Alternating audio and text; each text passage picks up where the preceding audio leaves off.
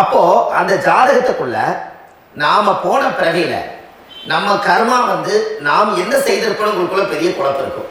ஆமாங்கய்யா.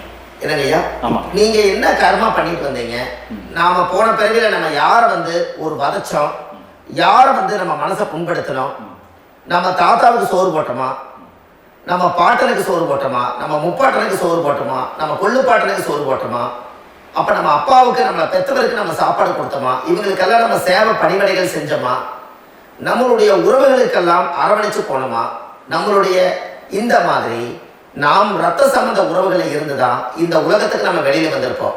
அப்போ வெளியில நீங்க நிக்கிறீங்க, அப்படியே மேல போய் பார்த்தீங்கன்னா ஒரு 7 தலைமுறையில ஒவ்வொருத்தரும் செய்த கர்மாவெல்லாம் நம்ம பிளட் ரிலேட்டிவா இப்போ நீங்க கரண்ட்ல இருக்கிறவங்க கிட்ட தான் டெபாசிட் பண்ணிருக்கு.